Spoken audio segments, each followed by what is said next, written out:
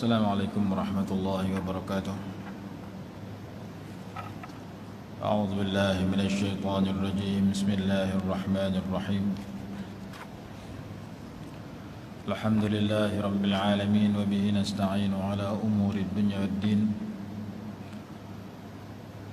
Wassalatu wassalamu ala sayyidina wa maulana Muhammadin asyrafil anbiya'i wal mursalin wa ala alihi wa sahbihi ajma'in. Subhanaka la ilma lana illa ma 'allamtana innaka antal alimul hakim. Aku sorak apa? Sorak tak ingat Ustaz. Tanya sebelah. Tanya sebelah. Ingat? Tak ingat aku sorak. Pakcik. Rabbi syrah li sadri wa yassir li amri wa hlul 'uqdatan min lisani yafqahu qawli. ولا حول ولا قوة إلا بالله العلي العظيم. أما بعد.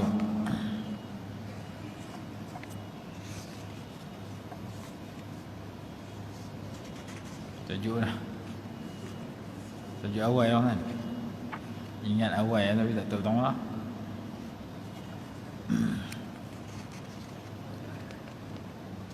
Tak ada.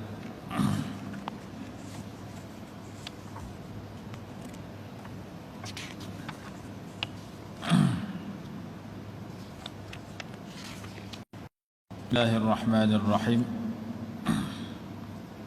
Tajuk yang pertama baca kot. Istighfar dan taubat.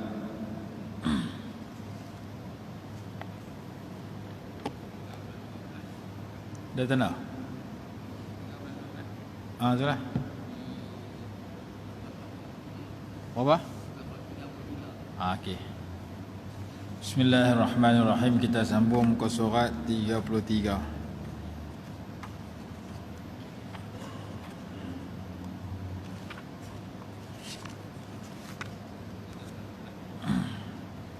Ya. 34. Bismillahirrahmanirrahim. Ke surat 34, tajuk yang keempat, fokus kepada ibadah. An Abi Hurairah radhiyallahu anhu 'anil Nabi sallallahu alaihi wasallam qala: Inna Allah Ta'ala yaqul ya ibn Adam tafarraq li'ibadati amla sadraka ghinan wa asudda faqrak wa illa taf'al mala'tu yadayka shughla wa lam asudda faqrak. Rawahu Tirmidzi. Hadis yang diriwayatkan oleh Al-Imam Ahmad rahimahullahu ta'ala, At-Tirmidzi, Ibnu Majah, Al-Hakim daripada Abi Hurairah radhiyallahu anhu dari Nabi sallallahu alaihi wasallam, baginda bersabda, sesungguhnya Allah Subhanahu wa ta'ala berfirman, wahai anak Adam, fokuslah untuk beribadah kepadaku. Nescaya aku penuhi dadamu, yakni hatimu, dengan kekayaan, dan aku penuhi keperluanmu. Jika tidak kalian lakukan, nescaya aku penuhi tanganmu dengan kesibukan, dan tidak aku penuhi keperluanmu. Hadis riwayat Imam Al-Hakim daripada Ma'qil ibni Yasar rahimahullah radhiyallahu anhu, ia berkata, Rasulullah sallallahu alaihi wasallam bersabda, yaqulu rabbukum tabaraka wa ta'ala ya ibn Adam tafarragh li'ibadati amla qalbaka ghinan wa amla yadayka rizqa. Ibn Adam la tuba'idni fa amla qalbaka faqra wa amla yadayka shughla. Tuhan kalian yang maha suci lagi maha tinggi telah berfirman dalam hadis Qudsi, wahai manusia, fokuslah beribadah kepadaku. Fokus ni maksudnya isi masa lapang kita dengan ibadat. Nescaya aku penuhi hatimu dengan kekayaan, dan aku penuhi kedua tanganmu dengan rezeki. Wahai manusia, jangan jauhi aku. sehingga aku penuhi hatimu dengan kefakiran dan aku penuhi kedua tanganmu dengan kesibukan. Jadi dua hadis ini menyarankan kepada kita agar kita menumpukan kepada amal ibadah kepada Allah Subhanahu wa taala. Hasil daripada ibadah itu Allah akan penuh dada kita dengan perasaan cukup, dan Allah bantu untuk hilangkan kefakiran daripada kita. Jika seseorang itu tidak peduli kepada amal ibadah, Allah akan memenuhi dua tangannya dengan. Kalau kita isi hidup kita dengan ibadah, Allah akan penuhi hati kita dengan kekayaan dan memenuhi kedua tangan kita dengan rezeki. Wahai manusia, jangan kamu menjauhkan dirimu daripadaku. Kalau kamu menjauhkan dirimu daripadaku, aku akan penuhi hatimu dengan kefakiran, dan aku penuhi tanganmu, kedua tanganmu dengan kesibukan. Jadi kalau kita hidup sebagai berusaha mendekatkan diri kepada Allah dengan buat amal ibadat,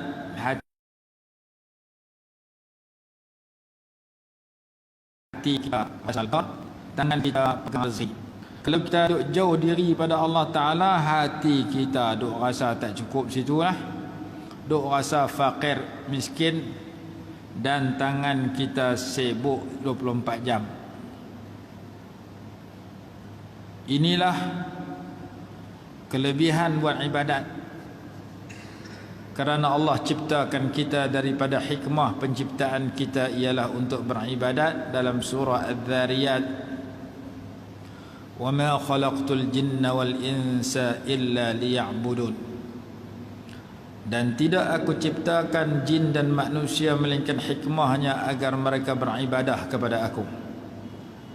Allah lantik dua makhluk, satu nama manusia, satu nama jin. Jin kita tak nak tengok, kita pun kita tak mau tengok. Tengok ni lari tak cukup tanah. Tapi daripada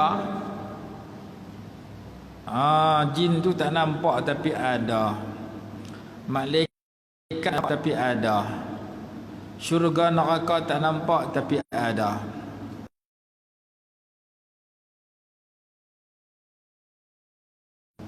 Ialah istilah panggil alam mulk, alam musyahadah, alam yang dilihat. Alamul malakut, alam yang gaib. Allah perlihatkan kepada orang-orang tertentu, seperti melihat malaikat, melihat jin, melihat syurga, melihat neraka, yang Allah perlihatkan kepada Nabi besar Muhammad sallallahu alaihi wasallam pada malam Al-Isra wal Mi'raj. Jadi manusia dengan jin ni diciptakan hikmah daripada ciptaan manusia, bukan kerana Allah berhajat kepada ibadah kita. Allah cipta kita untuk dia suruh kita buat ibadat, dia suruh jin buat ibadat. Apakah dia berhajat kepada ibadat itu? Tidak, kita yang berhajat kepada ibadat. Almarhum Syekh Sya'rawi rahimahullahu ta'ala berkata, hamba kepada Tuhan, Tuhan tu ambil manfaat daripada hamba, tapi hamba kepada Allah, Allah hamba ambil manfaat daripada Allah.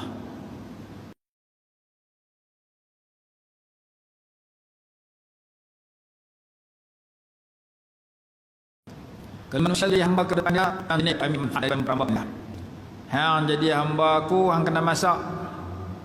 Hang jadi hamba aku, hang kena bersih kebun aku. Hang jadi hamba aku, apa aku suruh buat hang kena buat. Hang pi kedai beli barang, hang masak.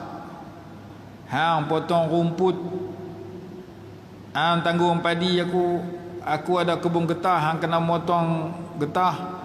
Aku ada bendang, hang kena buat bendang. Padi dapat aku ambil, sekerap dapat aku ambil. Kat hang aku bagi makan, bagi gaji sikit, tapi banyak boleh kat aku. Itu hamba kepada orang lagu tu. Tokek bendang, ada bendang 10 relung, 100 relung, dia suruh hamba dia buat bendang. Hamba dia teruk, semua racun, tabung baja, tanam padi, masuk dalam bendang tengah panas merlit sama naik dengan kelas lut. Tuan duk goyang kaki di rumah. Pasal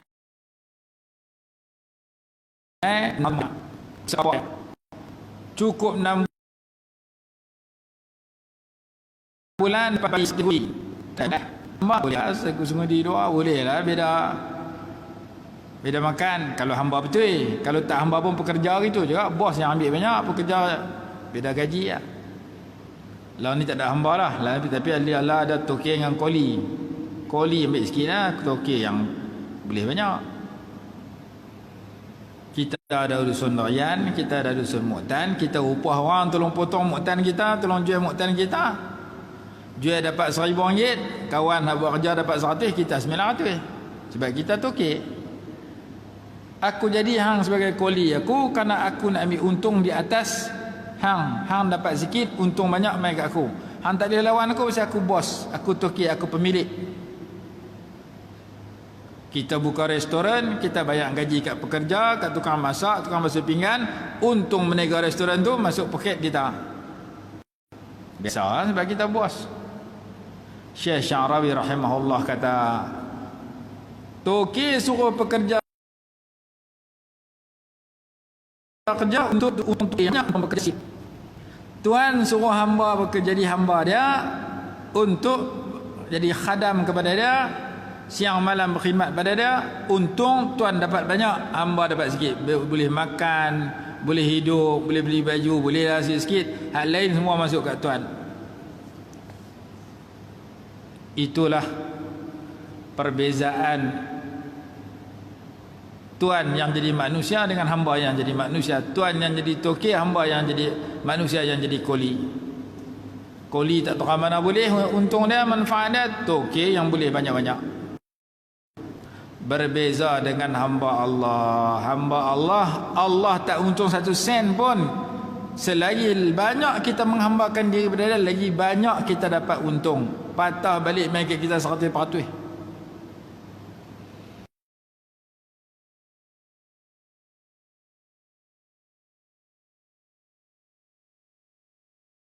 Allah sayang kita sembahyang waktu. Memang disebutkan sembahyang waktu tapi pahala 50 waktu. Kemudian kita kajian lagi, kita tambah lagi sembahyang sunat. Kita juga 2 rakaat dapat cara 2 rakaat, 4 rakaat cara 4 rakaat, 20 rakaat cara 20 rakaat, 100 rakaat cara 1 rakaat, 1000 rakaat ada cara 1000 rakaat. Kalau saya sembahyang sunat sehari 1000 rakaat, saya dapat pahala lebih banyak daripada sembahyang sunat sehari 200 rakaat. Siapa dapat? Saya yang dapat sendiri. Allah Ta'ala tak dapat apa daripada kebaikan kita, kerana dia maha kaya, tak berhajat kepada ibadat kita langsung. Lepas tu dia suruh kita pasal Nabi kita yang untung. Kita semayang kita untung, kita tak semayang kita rugi sendiri, dia tak rugi. Inilah akidah yang ditanam oleh ulama kita dalam ilmu tauhid. Allah Subhanahu wa ta'ala la ta'atu wa la tadurruhu al-ma'siyah. Allah Subhanahu wa ta'ala manfaat hamba dan tidak mudarat daripada kemaksiatan hamba yang buat maksiat. Sebaliknya ketaatan yang kita lakukan tu patah balik mai kat kita manfaat dia. Kejahatan yang dilakukan oleh orang jahat itu menimpa kepada dia mudarat dia. Faman ihtada fali nafsih wa man dhalla fa 'alaiha. Siapa ikut petunjuk patah balik untung mai kat dia. Siapa ikut jalan sesat, kemudaratan menimpa dia sendiri. Man ihtada fa innama yahtadi li nafsih wa man dhalla fa innama yadhillu 'alaiha. Man 'amila salihan fali nafsih wa man asaa fa 'alaiha. Siapa buat baik untuk diri dia, siapa buat jahat atas diri dia kemudaratan itu. Kalau pegangan ini kita pegang, maka saya akan berhajat kepada ibadat sebanyak mungkin dan di pelbagai tempat. Kerana saya buat ibadat, setiap masa saya buat ibadat, saya mengundang kebaikan kepada diri saya sendiri. Saya duduk atas leberaya ke, saya duduk dalam jamban ke, saya duduk dalam masjid ke, saya kena buat benda dapat pahala. Maka nak masuk jamban, masuk kaki kiri. Keluar jamban, keluar kaki kanan. Nak masuk jamban, baca doa. Lepas keluar jamban, baca doa. Buang yang besar boleh, buang yang kecil boleh, pahala pun boleh. Kalau dalam jamban tempat kotor, tempat najis boleh dapat pahala, tambah tempat lain.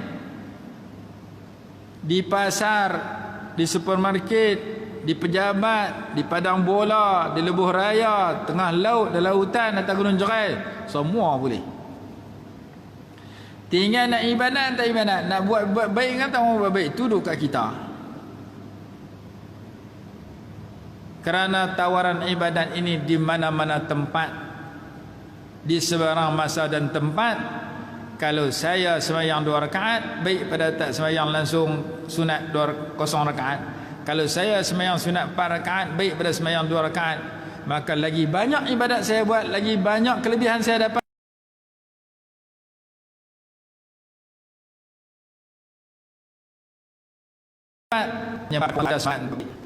Aku letih, lagi banyak ibadat, lebih letih. Sebab itu tarawih mula 20 tinggal 8. Sebab tu hak buat 8 tinggal 4. Sebab tu tak baca Quran tunggu bulan puasa baru baca. Letih semua. Maka kita minta doa tak kena letih dengan segan. Awak tak pergi mengaji, letih tak larat. Awak tak pergi mengaji, segan. Kena 2 penyakit tu apa tak mau buat. Awak tak pergi masjid, segan. Awak tak pergi masjid, tak larat. Doa tu duduk di mulut kita, masjid tak mau pergi, apa pun tak mau buat benda baik. Teruk je awak tak mayang maghrib, segan. Awak tak mayang maghrib, tak larat. Maghrib pun tak mayang. Pasal alasannya tak larat dengan segan. Habis cerita. Maka kita diajak oleh Nabi SAW berdoa tiap-tiap hari pagi petang.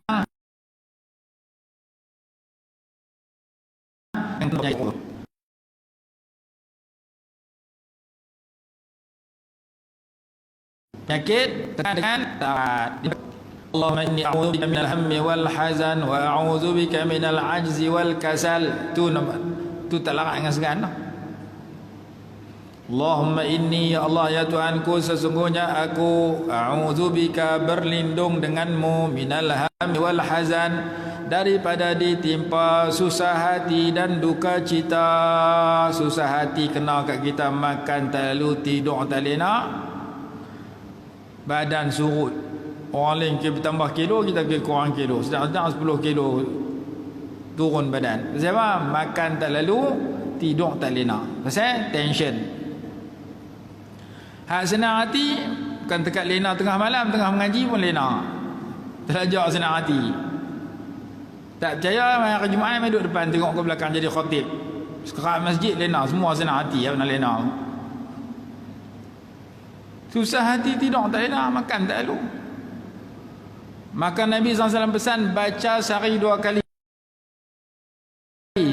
Sehari petang. Allahumma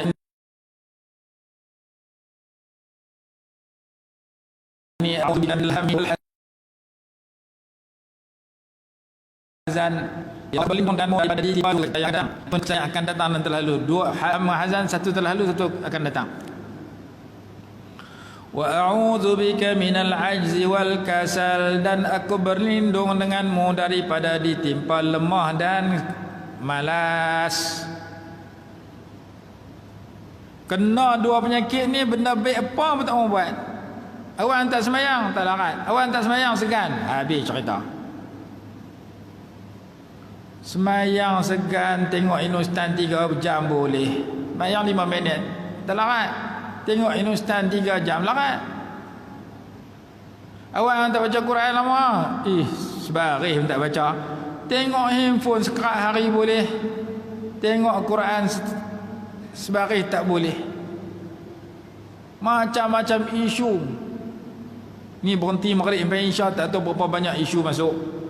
Buka-buka WhatsApp dia beratus kat 1000. Hak tu dia boleh baca tak mengantuk pukul 2 pagi, boleh baca ni. Tapi kalau suruh kitab suruh baca pula sambil tidur 5 minit.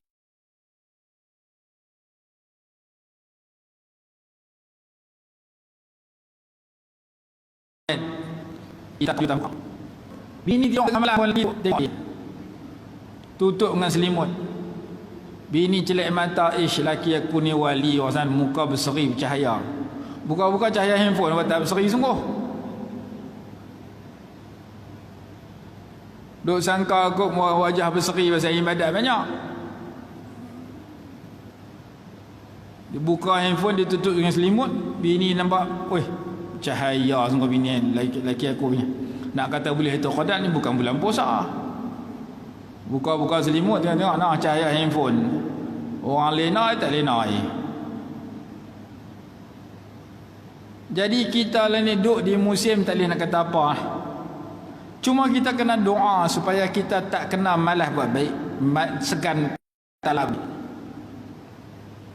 Minta lindung daripada kena lemah dan malas. Ada kenyataan Al-Imam Ibn Abbas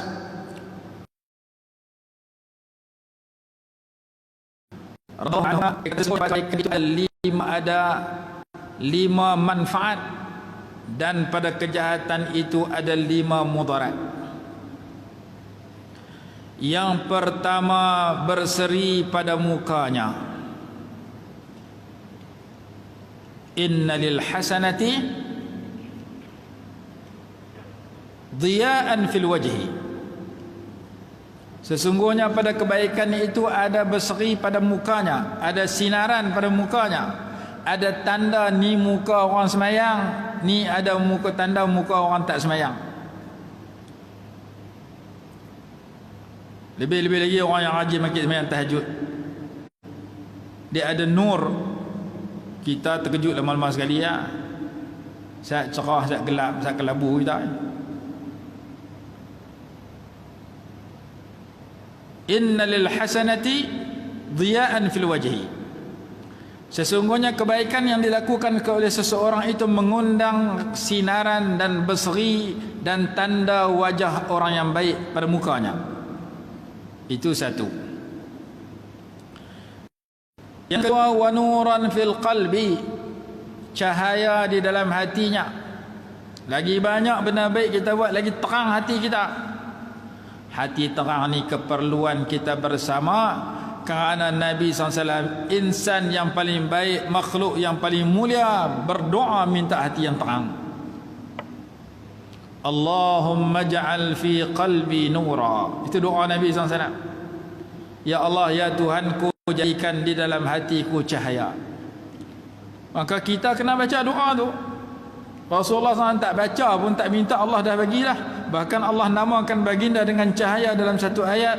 Qad ja'akum minallahi nurun wa kitabun mubin. Sesungguhnya telah datang kepada kamu semua daripada Allah satu nur dan satu kitab yang menjelaskan, yang terang. Nur itu Nabi Muhammad SAW, kata ulama tafsir. Yang kedua, cahaya dalam hati. Yang ketiga, wasa'atan fir rizqi, murah rezeki.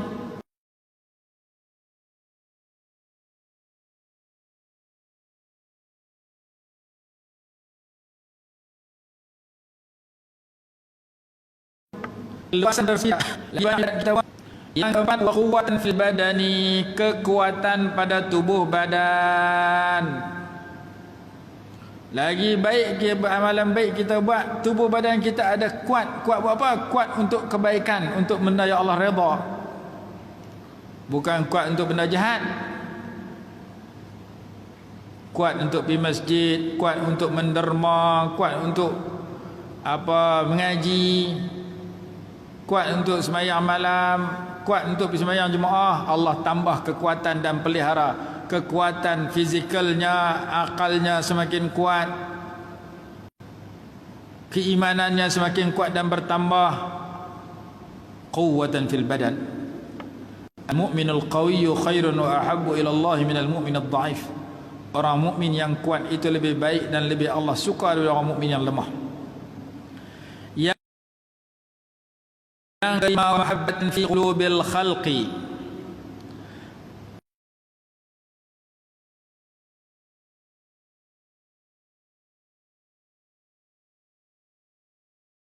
Rasa cinta dalam hati-hati orang ramai. Orang ramai suka kat kita, kucing kita belah suka kat kita, lembu kita belah suka kat kita. Pasal kita suka buat baik. Manfaat pi kat orang, pi kat depa semua. Balik pada mengaji, balik pada main insya saya jumpa kucing kita, kita pergi carikan temenung baik dah. Dia suka tuan aku ni bagus, aku ni kucing ya, nak beli kata mana tak ada duit. Tapi tuan aku bagi peri kat aku, tak kena curi dah. Nak makan pun senang dah.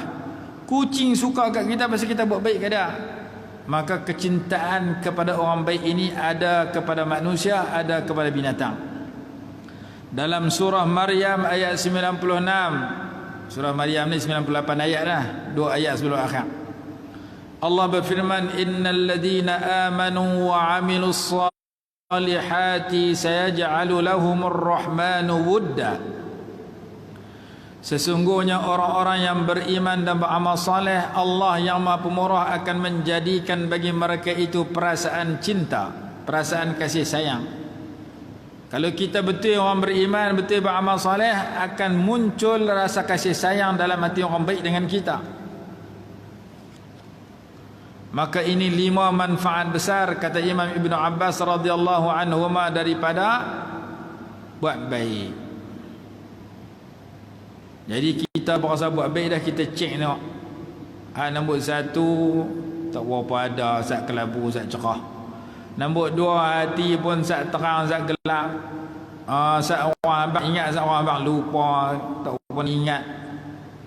Nasihat sat pakai, sat tak pakai. Sat orang kata kita ikut, sat orang kata tak mau nak ikut pula benda baik.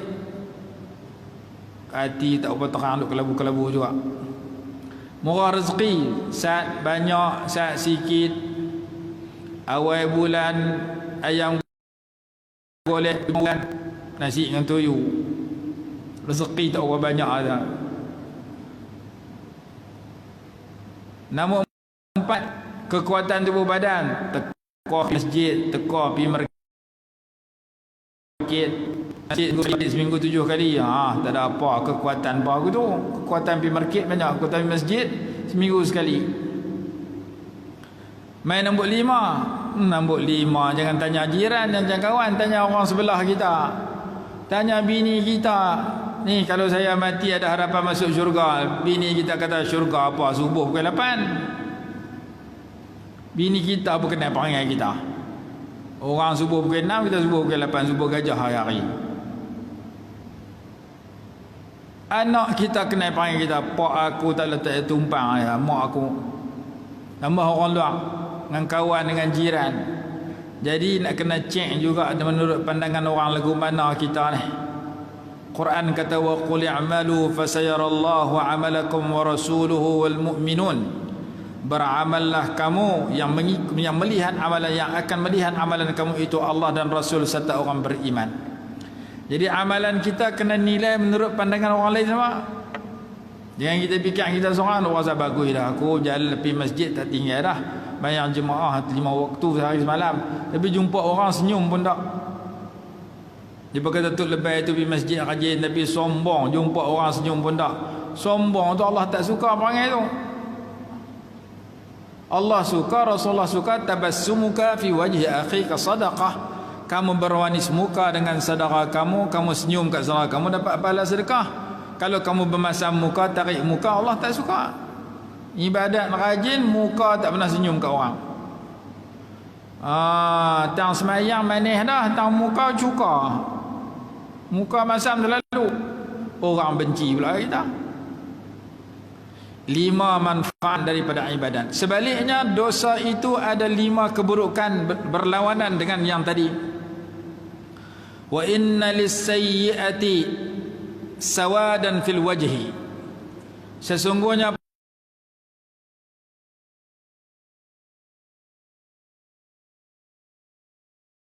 pada kejahatan itu ada hitam pada wajah.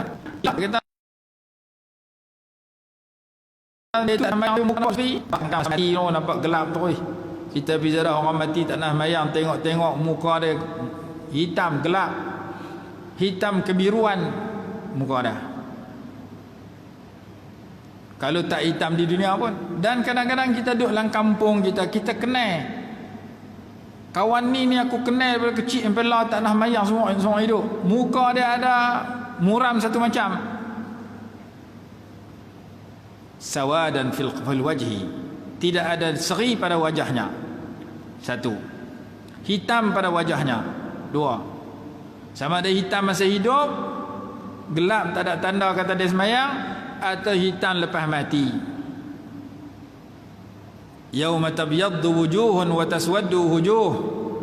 Pada hari akhirat putih sebahagian wajah, hitam sekumpulan wajah yang lain.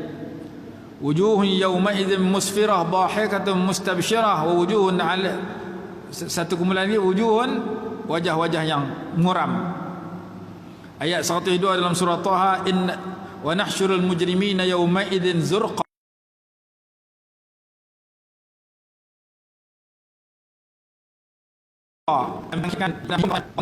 Hitam kebiruan pucat. Biru muka dia hitam. Pasal dulu dia buat jahat masa dia hidup di dunia, tak bertaubat. Wa inna lis-sayyi'ati sawadan fil wajhi wa dhulmatan fil qalbi. Dan gelap dalam hati dia. Hadis kata, apabila seorang tu buat dosa, nukitat fi qalbihi nuktatun sauda. Diwujudkan dalam hati dia titik hitam, bintik hitam. Kalau dia bertaubat, cerah balik. Kalau dia tak bertaubat, hitam tu kekal. Tambah dosa, 2 kali hitam. Tambah 3 dosa, 3 hitam. Lah kali dosa tak bertaubat, tak istighfar, tak bertaubat, lah kali hitam macam punggung belanga. Batu nak tonyoh bagi putih payah. Hitam, buat dosa hitam.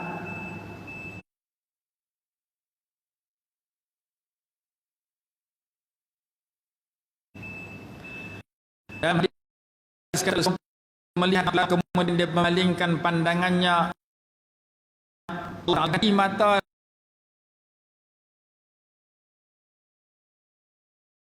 dia dengan cahaya melihat sesuatu yang terlarang fayaghuddu basarah, lalu ia menundukkan pandangan matanya, dia jaga mata dia. Abdalallahu lahu imanan yajidu halawatahu fi qalbih. Allah ganti dalam hati dia kemanisan iman yang dia rasa dalam hati dia. Hadis ni saya mengaji dulu dalam kitab apa? Dalam kitab Tafsir Rawai'ul Bayan, tafsir ayatul ahkam, ketika mentafsirkan ayat dalam surah An-Nur. Qul lil mu'minina yaghuddu min absarihim, katakan kepada orang lelaki beriman, jaga pandangan mata mereka. Qul lil mu'minati yaghdudna min absarihinna, katakan kepada wanita yang beriman, jaga pandangan mata mereka. Kedua-dua ayat itu dalam surah An-Nur, saya mengaji ada hadis sebut situ. Siapa jaga mata, Allah bagi hati yang mendapatkan sifat. Payah nak jaga mata. Saya mengaji di masa Nuh tahun berapa? 90-an.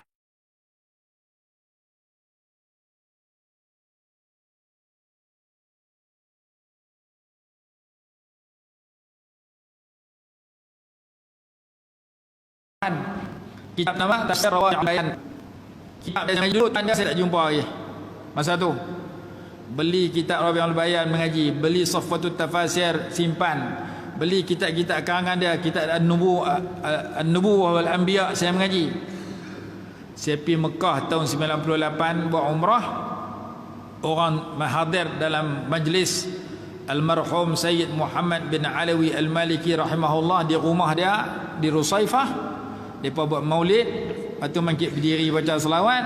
Mereka habaq kat saya, itulah Syekh Muhammad Ali As-Sabuni. Kali pertama saya jumpa dia tahun 90-an, pergi salam dengan dia. Baru-baru ni saya pergi Mekah, sebelum Covid lah. Sebelum saya pergi Mekah, dia main Kedah. Masa dia main Kedah tu, usia kadang-kadang saya. Masa tu Menteri Besar almarhum Ustaz Azizan. Ustaz, boleh tak tuan macam-macam boleh sebut? Saya bukan sekian bulan. Tak boleh, saya nak pergi umrah tarikh tu. Akhirnya dia main sini, saya duduk Mekah. Dia main Sungai Petani, dia pergi Aluk Ustaz bawa program, saya tak ada. Lepas tu dia balik Mekah, saya balik Malaysia. Tak lama saya boleh pergi Mekah umrah, bulan puasa saya pergi cari dia. 6 bulan duduk Turki, 6 bulan duduk Mekah, dia kata. Masuk Mekah, saya pergi rumah dia. Masuk atas meja dia tu ada replika jelapang padi. Lepas tu dia pun sila, main jumpa aku apa ni? Saja main ziarah, saya main umrah. Hang main berapa mana ni? Malaysia. Malaysia tak mana? Kedah. Patut aku duk teringat nak buh jelapang padi atas meja aku. Masa dia main Aluk Ustaz tu,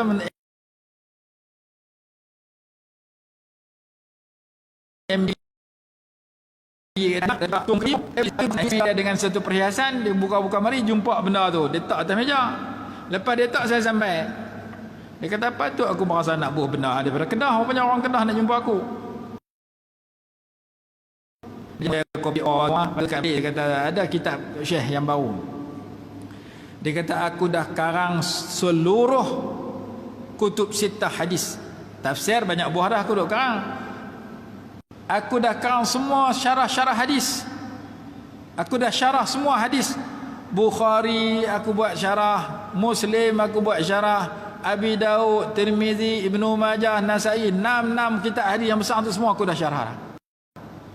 Cuma aku baru cetak satu jenis, iaitu syarah Sahih Bukhari 5 jilid. Hang nak beli kedai tu. Lagi 5 lagi baru dalam simpanan, belum dicetak. Aku bagi kat anak aku, nanti anak aku cetak. Saya pun beli dah 5 buah balik simpan, lama-lama sekali buang sahalah buah. Baca tak pun. Tak tahu dengar kata dia dah meninggal dunia 2-3 hari lepas. Hari Jumaat meninggal, Allah Ta'ala ambil nyawa dia. Hari Jumaat waktu duha di Turki. Hari ni hari mana? Khamis, Rabu Khamis. 4-5 hari lah. Syekh Muhammad Ali Sabuni, ulama besar Syria yang di Mekah dan berulang-alik antara Mekah dengan Turki. Dalam kitab dia itulah saya baca hadis kata, siapa yang melihat boleh jaga mata dia tak melihat yang terlarang, Allah Ta'ala bagi pada dia kemanisan iman. Sembang senang nak buat payah. Kita pi Pekan Sungai Petani, kita pi airport, kita pi stesen teksi, kita pi nak naik feri pergi Langkawi, naik daripada Langkawi nak pergi Kuala Kedah, nak Kuala Kedah nak pergi Langkawi. Banyak tayangan-tayangan percuma. Susah hati kita. Ada penceramah Indonesia nak tengok paha ayam kampung lebih susah nak tengok paha orang. Nak tengok paha ayam kampung kena balik kampung. Liga itu sejam. Dapat tangkap tak boleh tengok lagi. Kena semelih tak boleh tengok lagi. Kena rebui, lepas rebui tak boleh tengok lagi. Kena cabut bulu dia sampai habis, baru nampak oh lagu ni paha ayam kampung. Teruk kami sejam 2 agak letih. Paha orang tak ada buat apa, ada lintas pakai miniskirt depan kita, pegang tasbih pun jatuh. Kita nak naik kapal terbang, kapal terbang saya duduk naik kapal terbang ni sebulan 2 ni.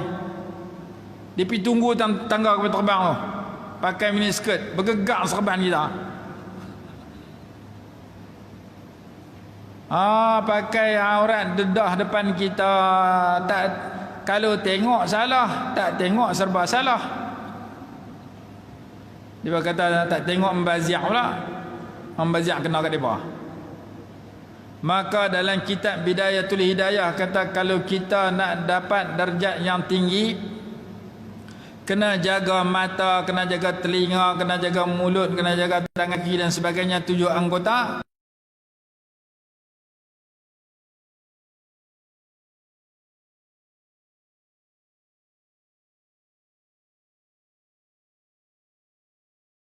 Mata jangan melihat yang terlarang. Nak ingat Quran ni jumpa. Pasal tengok ani. Jadi mata kena jaga, telinga kena jaga, anggota kena jaga. Kita tak kira apa yang lintas depan kita. Pi beli cucuk, tengok cucuk 5 minit, tengok cucuk 15 minit. Lepas tu tengok TV pula, gambar Hindustan lah, gambar Korea lah, gambar ni, drama Cina ni. Habis apa mayang tak khusyuk masuk balik gambar tu. Jadi kita sendiri nak kena kawal handphone duduk dalam poket kita masa mana, hak mana kita boleh tengok, hak mana kita tak boleh tengok. TV di rumah kita masa mana kita boleh tengok, masa mana kita kena tutup. Kita pi ke pasar minggu, kita pi supermarket, kita nak tengok barang kan, tengok orang kita kena. Sebut tegas, qulil mu'minina yaghuddu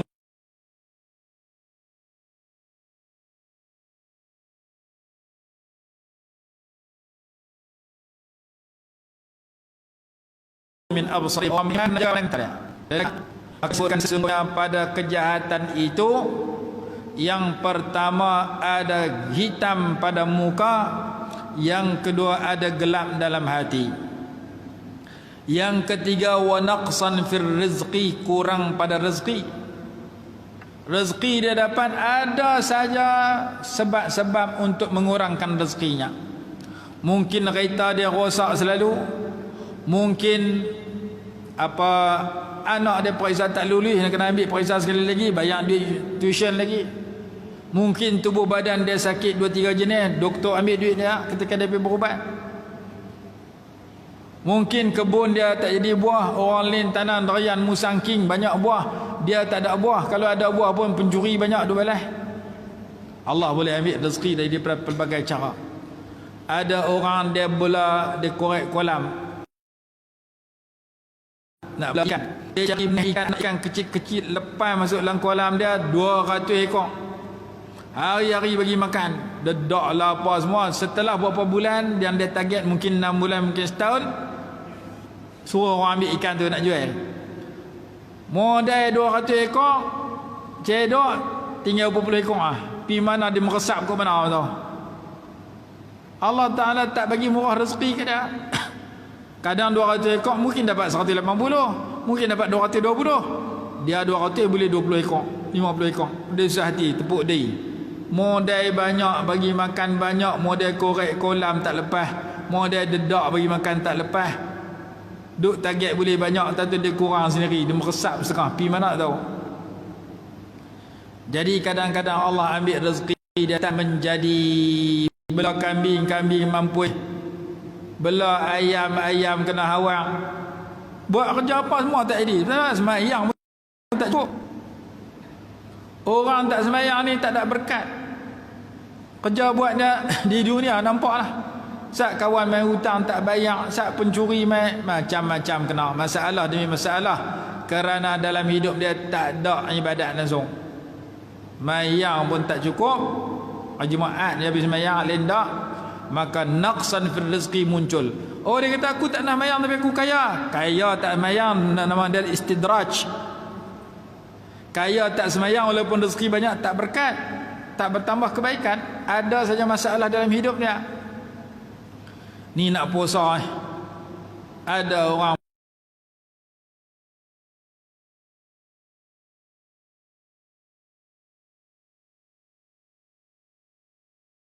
menegak tapi hidup berkelahi lelaki bini, berkelahi dengan anak lah apa semua. Walaupun masa dia buka kedai makan siang hari bulan puasa tu, pelanggan jauh mai. Buka di Bidung, orang Sungai Petani terpi. Buka belah tu, orang jauh boleh pergi, dia berbau jauh. Tapi oleh kerana buat benda dosa, menega kedai makan siang hari, pagi-pagi buta tengah pukul 11 pagi, orang duk makan tu semua satu geng dengan dia, duit tu tak berkat walaupun dapat banyak. Maka ulama kata naqsan fil rizqi, kekurangan pada rezekinya. Kita pun kenal ada orang menega pasal minggu seorang dua dalam taman, dalam kampung kita, menega tiap-tiap malam, tapi makan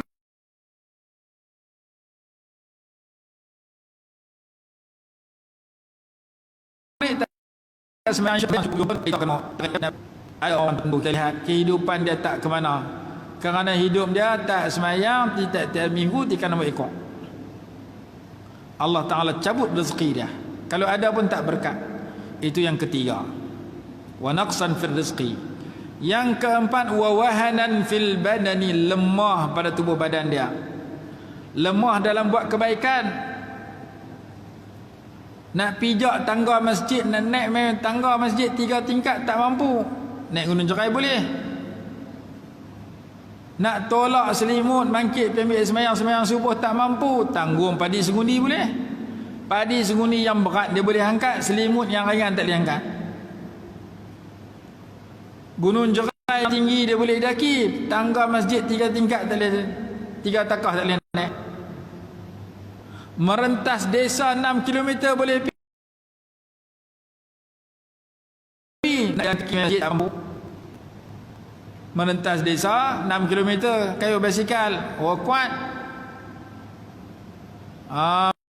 Masuk tiap hari boleh. Nak main rukuk sujud 2 rakaat dalam masjid tak mampu. Kenapa? Wahanan fil badan, lemah pada tubuh badan dalam melakukan kebaikan. Yang kelima, wa bughdan fi qulubil khalqi, kebencian dalam hati kebanyakan manusia, kebanyakan makhluk. Makhluk tak suka orang buat jahat ni. Tak semayang orang tak suka, menipu orang tak suka, ambil rasuah orang tak suka.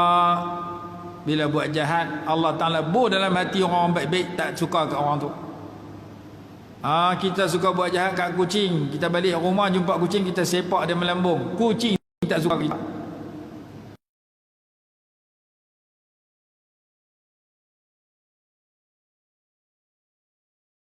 Kita lain suka dia kata tu nampak ledok. Kucing bukan kita. Jadi kejahatan itu menanam rasa benci dalam hati orang-orang yang baik. Tapi kalau orang jahat sama kita, dia suka. Mayang dak mabuk ketum hari-hari, hak suka kita, sama-sama pening ketum keliling kita. Nu orang baik-baik tak mau kawan kita. Pasal apa? Dia tu tak nak nampak buat baik langsung.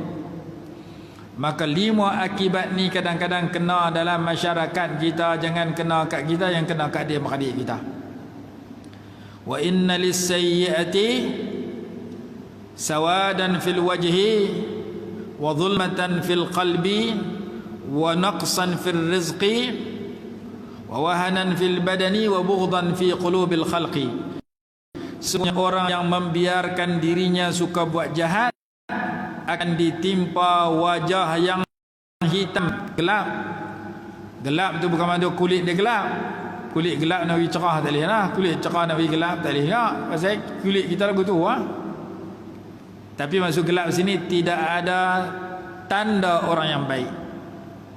Sama ada tak ada tanda tu masa dunia orang kenal dia ni tak nak semayang, dia ni jenis kaki jahat, ataupun gelap itu setelah mati, wal'iyazillah.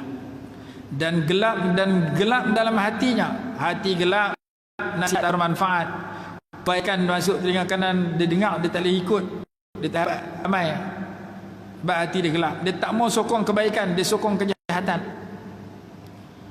dia sokong perbuatan yang jahat, sifat yang jahat, aliran yang jahat, kawan yang jahat, parti yang jahat, kerana hati dia gelap. Walaupun dia cerdik daripada orang lain, ada PhD. Jadi kita tak mau hati kita gelap, minta doa bagi hati cerah. Kerana Nabi SAW baca doa tu, Allahumma ja'al fi qalbi nura, ya Allah jadikan dalam hatiku cahaya. Berapa dah hati yang gelap? Kekurangan pada rezeki, lemah pada tubuh badan, dan yang kelima, kebencian dalam hati-hati makhluk. Jadi tajuk kita yang keempat kata fokus pada ibadat. Isi masa lapang kamu dengan ibadat. Tafarragh li ibadati. Kalau ada ruang kita buat ibadat, kita nak pergi bekerja, jadikan kerja sebagai ibadat. Kita nak pergi pasar, jadikan kita cari pergi beli barang di pasar jadi ibadat. Kita nak beribadat lebuh raya sama. Di mana-mana kita isi dengan beribadat kepada Allah Subhanahu wa taala, pasti dada kita lapang, hidup kita bahagia, keperluan kita dibantu untuk dapat. Kalau itu tidak berlaku, kita sibuk 24 jam, keperluan duk tak cukup situlah. Kata hadis yang pertama, begitu juga hadis yang kedua kata, dekatkan diri kamu dengan Allah. Kalau kamu dekat dengan Allah, Allah penuhi hati kita. dengan kekayaan kaya jiwa, tak berhajat kepada makhluk, tak bergantung kepada makhluk. Ghinan nafs, kaya jiwa. Dan Allah murahkan rezeki kita. Ada saja sumber rezeki yang akan mai kepada kita. Kita berhajat nak ni, ada dapat. Berhajat anu dah dapat. Berasa nak makan hari ni, ada boleh dapat. Boleh dapat tu sama ada orang bagi ataupun kita beli sendiri. Tapi hajat kita tercapai. Kerana Allah bagi ruang rezeki yang murah kepada orang yang suka buat ibadat, laksanakan tugas. Allah cipta kita sedemikian. Masa pun dah panjang dah lama sekali tuang 6 bulan. Pukul 9 dah. Tak apa, kita berhenti tadi dulu, insya-Allah. Umur panjang, kita jumpa pula lepas raya. Ni nak puasa habis bulan Syaban penting kita habis tak banyak hari jadi lepas raya pula lah kita jumpa untuk kuliah selanjutnya. Ni berapa tahun dah mengaji, berapa tajuk keempat ni. Ni nak habis 200 tajuk ni perasaan. Tunggulah 4 kali pilihan raya hari perasaan baru nak habis. Tak apalah mengaji tak habis pun, yang penting tiap-tiap kali mengaji pahala banyak kerana mengaji dalam masjid. Siapa pergi mengaji dalam masjid dapat pahala haji dan umrah. Sekali mengaji dalam masjid, 1 haji. 2 kali 2 haji. Maka kita mengaji Ustaz dah mengaji, seminggu kita mengaji 7 malam, 7 kali haji kita dapat. Hadis itu disebut oleh Al-Imam Al-Hafidh Al-Munziri rahimahullahu ta'ala dalam kitabnya yang terkenal At-Targhib Wat-Tarhib. Man ghada ilal masjidi liyata'allama khairan aw liyu'allimahu kana lahu ka ajri hajjin tamman hajjatuh. Barang siapa yang pergi ke masjid untuk mempelajari kebaikan atau mengajarkan kebaikan, nescaya Allah anugerahkan kepadanya pahala haji yang sempurna. Bukan lama mana, kuliah maghrib, kuliah subuh. Maghrib tadi kita mula pukul 8 ni berhenti pukul 9. Sat dia sejam ya. Sejam tu pula kalau kita lena, bukan ustaz nak marah. Mengaji sejam, lena 55 minit, mengaji 5 minit dah dapat pahala haji dah. Yang penting mengaji dalam masjid. Jadi kita ada peluang kerja sikit gaji mahal, ibadat sikit pahala berlambak, iaitu setiap kali kita pergi mengaji dalam masjid, Allah bagi pahala seperti menunaikan haji. Nak pergi haji betul 20,000, 15,000, 40 hari duduk di Mekah. Tapi kita keluar dari masjid Laguna, kuliah maghrib sekali haji, kuliah subuh sekali haji. Masjid ni pula aktif, kadang-kadang kuliah asar pun ada juga. Saya singgah bila tu depa baca kitab apa, taklim asar apa tu. 5 minit, 6 minit, 10 minit lah sekali haji lagi. Jadi setiap kali kita mengaji dalam masjid atau mengajar dalam masjid, Allah bagi pahala haji. Saya sebut nama kitab supaya orang tak petikai. Dia kata ustaz ni umat hadis palsu apa ada murung kami ni. Ada saya abang nama kitab At-Targhib Wat-Tarhib. Hadis kata siapa pergi masjid untuk mengaji atau mengajar, Allah bagi pahala seperti menunaikan haji yang sempurna, seperti haji. Jadi mudah-mudahan amalan ni kita boleh buat. Harap nak semayang 20 rakaat sehari, tarawih tu pun cerah. Tu pun tak cukup, ketang lutut main mengaji banyak-banyak. Pahalanya besar. Habaq ke anak isteri kita, bun dalam WhatsApp. Ambil bun dalam WhatsApp kita, kelebihan mengaji. Malam ni aku baru tahu ni masjid Laguna ustaz ni baru habaq. Dulu ustaz tu habaq masa lupa lah. Malam ni baru tahu kata mengaji di masjid ni pahala dia macam haji. Nak cari matan dia, cari dalam Google dengan makna kali, sebarkan sebanyak mungkin supaya orang rajin pergi masjid. Tu bang tu boleh buka masjid ni Covid pula, cuti pula, tak mai pula. Ni alhamdulillah masjid kita dah boleh buka, mengaji pun dah boleh dah. Tinggal kita nak mengaji tak mengaji, kemudian kita nak ajak orang seramai mungkin. Wallahu alam. Bismillahirrahmanirrahim. Alhamdulillahirabbil alamin. Wassalatu wassalamu ala sayyidina Muhammad wa ala alihi wa sahbihi wa barik wasallim. Allahumma anfa'na bima 'allamtana wa